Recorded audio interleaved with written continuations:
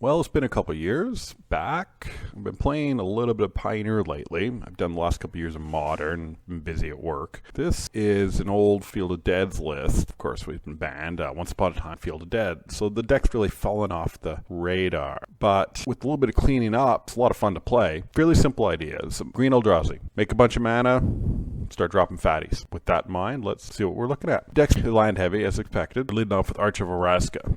Card draw.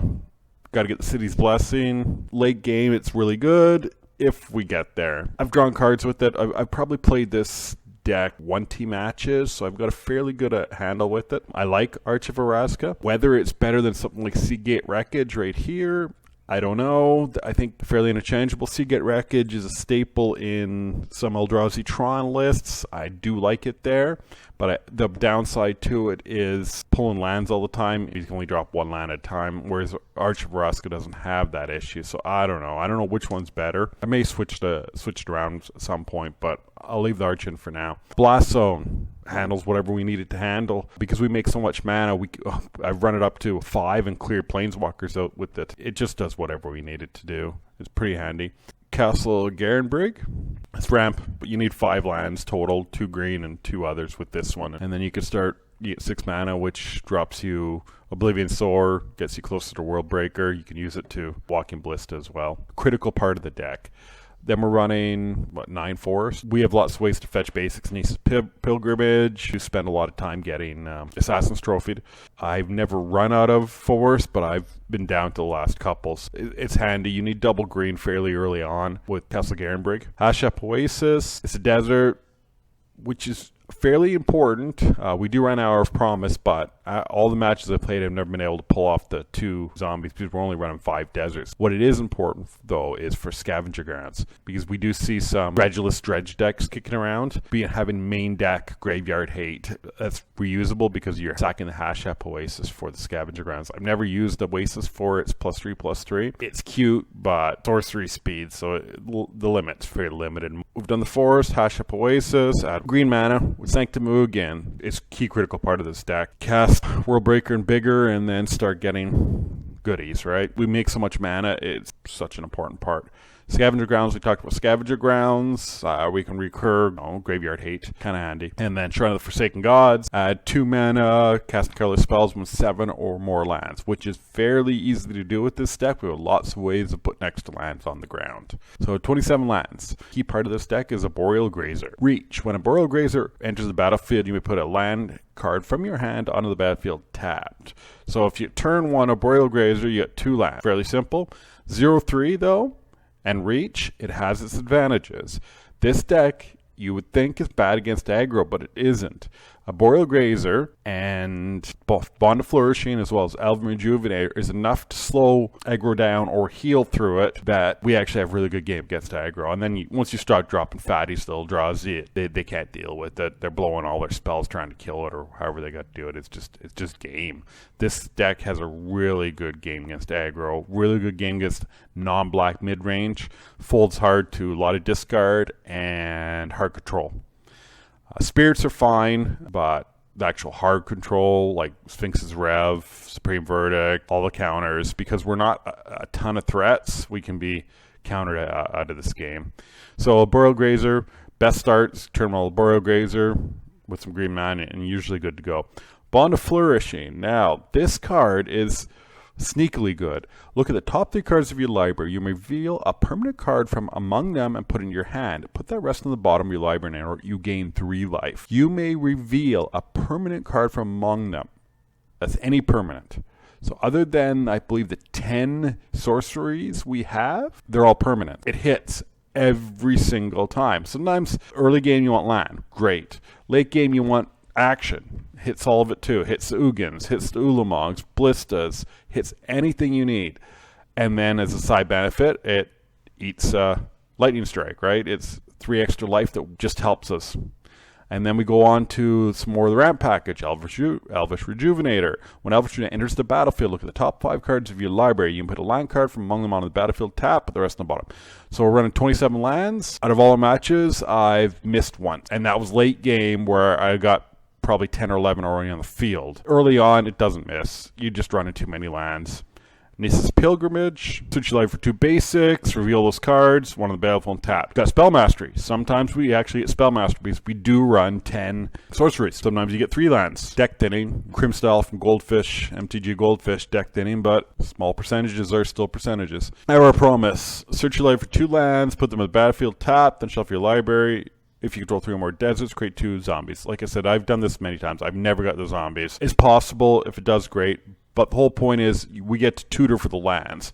And the lands, 9 times out of 10, we're tutoring for are Shrine of the Forsaken Gods and a Sanctum. You want to ramp, and then you want to pay off. The odd time, if you know you're going to need graveyard decks, one of them's going to be Scavenger Ground. So then you got to decide which ones you want. But Scavenger Grounds is a really good one too, especially if you've got some hashed up Oasis. And then off to our payoffs. We got Oblivion Sower.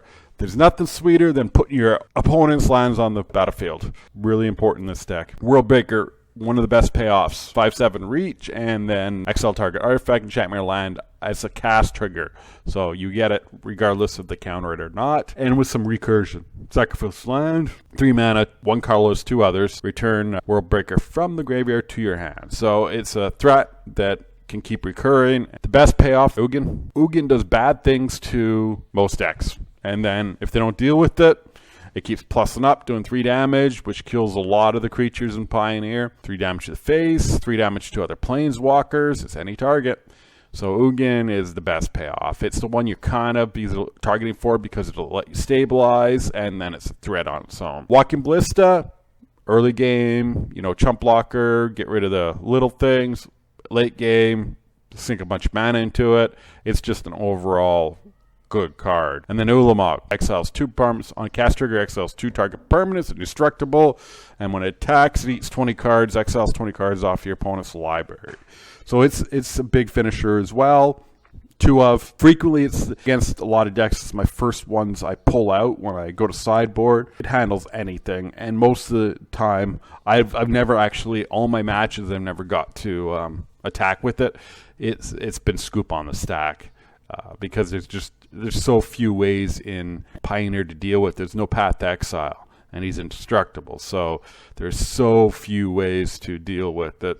And there's not a lot of edict effects being used right now. Bulgos isn't that big. And with any lock, they'll got a Boreal Grazer or Alvis Rejuvenator, other incidentals on the battlefield if we did expect edict effects. Go to the sideboard. Couple Unravel the Ether. Looks a little strange. Choose target artifact or enchantment. Its owner shuffles it into their library. The nice thing is the shuffle part. You get a pummeler. Let him pump it up. You don't want to kill it. You may have some way of recurring it. Put it in the library. It's 2 mana. It's instant. It's pretty efficient. Tireless Tracker. Value. This one is kind of a flex slot because Course of Crucifix is really good as well. It shores up our aggro matches, but I found my aggro matches have been pretty good anyway.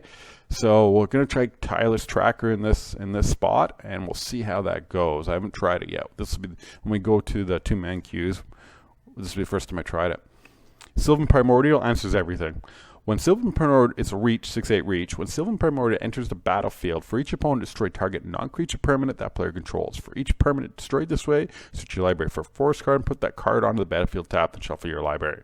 So it answers your planeswalkers whenever you need it, and it's a 6/8 reach. It's a body, 7 mana, same as World Breaker, a little harder to cast. It's the double green, but usually by then we don't have that much of an issue with it. Pithing Needle, it handles our planeswalkers. Any little thing we need handled. I even got Lotleth Troll on it once because early game I don't have a lot of ways of dealing with stuff, which brings us to Spatial Contortion. Kill spell, +3/-3. The odd time you can use it as a pump, but we're not really an attacking deck. I don't think I've ever won a match where I've actually swung in for damage. It's always been fatty on the stack, whether it's Nugan or the 2nd or 3rd World Breaker or Ulamog. So really just it's used as a kill spell.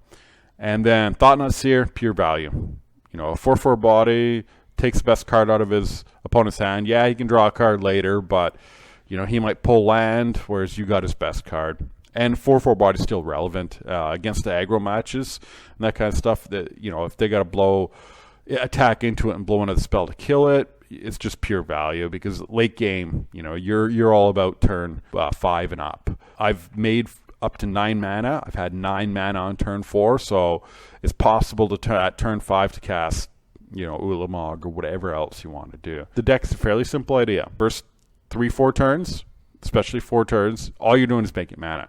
Turn 5, you're dropping fatties. So with that being said, here it is on Goldfish.